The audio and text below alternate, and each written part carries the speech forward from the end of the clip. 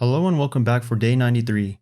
Today we will be reading from Joshua 11 and 12, Psalms 93, and Luke chapter 7, verses 31 through 50. Joshua 11.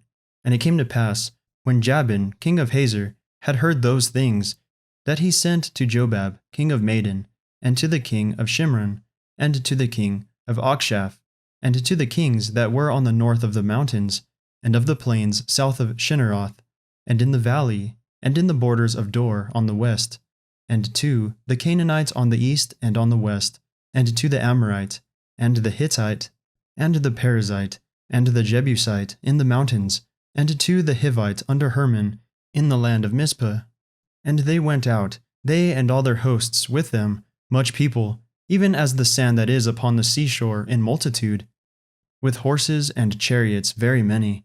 And when all these kings were met together, they came and pitched together at the waters of Merom, and to fight against Israel.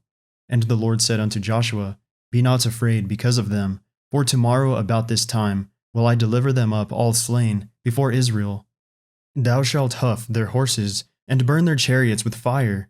So Joshua came, and all the people of war with him, against them by the waters of Merom suddenly, and they fell upon them.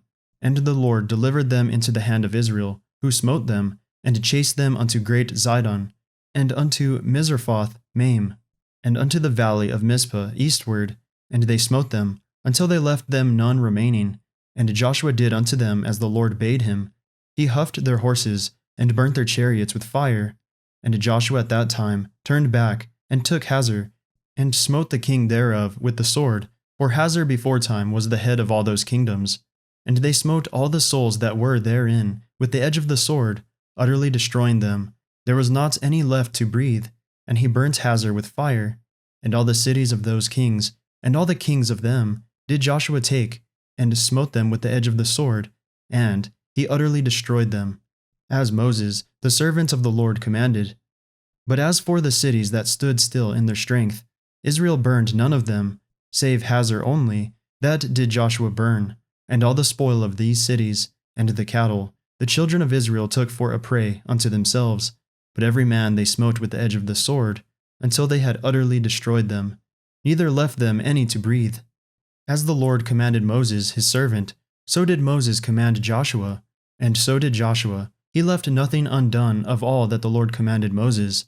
So Joshua took all that land, the hills, and all the south country, and all the land of Goshen, and the valley, and the plain, and the mountain of Israel, and the valley of the same, even from the Mount Halak that goeth up to Seir, even unto Baal Gad, in the valley of Lebanon under Mount Hermon. And all their kings he took, and smote them, and slew them. Joshua made war a long time with all those kings. There was not a city that made peace with the children of Israel, save the Hivites, the inhabitants of Gibeon. All other they took in battle. For it was of the Lord to harden their hearts, that they should come against Israel in battle, that he might destroy them utterly, and that they might have no favor, but that he might destroy them, as the Lord commanded Moses. And at that time came Joshua, and cut off the Anakims from the mountains, from Hebron, from Debir, from Anab, and from all the mountains of Judah, and from all the mountains of Israel. Joshua destroyed them utterly with their cities. There was none of the Anakims left in the land of the children of Israel, only in Gaza, in Gath, and in Ashdod there remained. So Joshua took the whole land, according to all that the Lord said unto Moses, and Joshua gave it for an inheritance unto Israel, according to their divisions, by their tribes, and the land rested from war. Joshua 12. Now these are the kings of the land, which the children of Israel smote, and possessed their land on the other side of Jordan, toward the rising of the sun, from the river Arnon unto Mount Hermon, and all the plain on the east. Sihon, king of the Amorites, who dwelt in Heshbon, and ruled in Aroer, which is upon the bank of the river Arnon, and from the middle of the river, and from half Gilead, even unto the river Jabbok, which is the border of the children of Ammon, and from the plain to the sea of Shinneroth on the east, and unto the sea of the plain, even the salt sea on the east, the way to Beth Jeshimoth, and from the south, under Ashdod Pisgah, and the coast of Og, king of Bashan, which was of the remnant of giants, that dwelt at Ashtaroth, and at Edrei, and reigned in Mount Hermon, and in Salca, and in all Bashan, unto the border of the Geshurites, and the Maacathites, and from half Gilead, the border of Sihon king of Heshbon.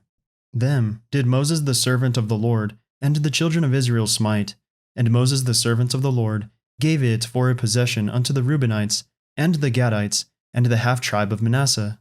And these are the kings of the country, which Joshua and the children of Israel smote on this side Jordan on the west, from Baal-gad, in the valley of Lebanon, even unto the Mount Halak, that goeth up to Seir, which Joshua gave unto the tribes of Israel for a possession according to their divisions, in the mountains, and in the valleys, and in the plains, and in the springs, and in the wilderness, and in the south country, the Hittites, the Amorites, and the Canaanites, the Perizzites, the Hivites, and the Jebusites. The king of Jericho, 1. The king of Ai, which is beside Bethel, 1. The king of Jerusalem, 1. The king of Hebron, 1. The king of Jarmuth, 1. The king of Lachish, 1. The king of Eglon, 1. The king of Gezer, 1. The king of Debir, 1. The king of Geder, 1.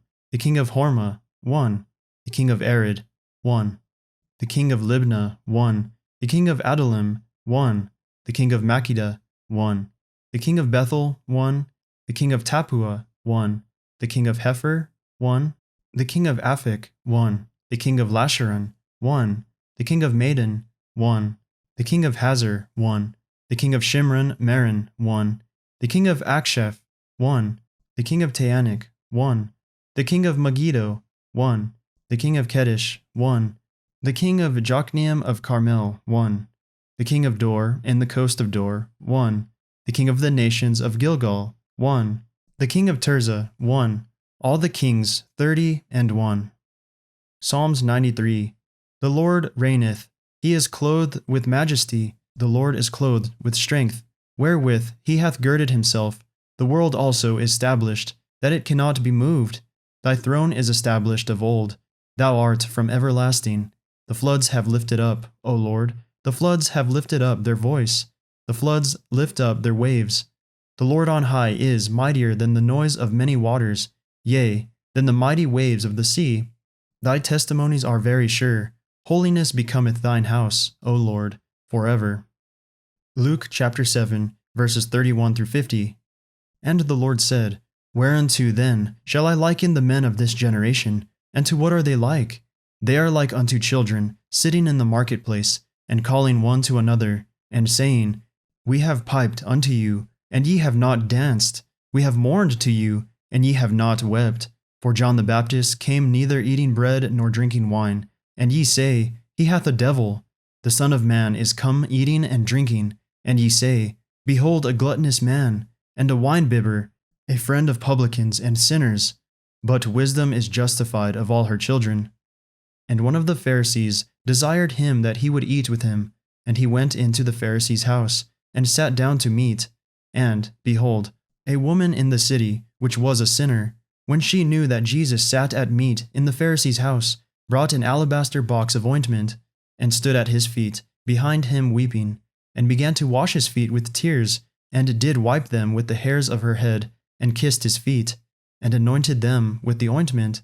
Now when the Pharisee which had bidden him saw it, he spake within himself, saying, This man, if he were a prophet, would have known who and what manner of woman this is that toucheth him, for she is a sinner. And Jesus answering said unto him, Simon, I have somewhat to say unto thee. And he saith, Master, say on. There was a certain creditor which had 2 debtors. The one owed 500 pence, and the other 50. And when they had nothing to pay, he frankly forgave them both.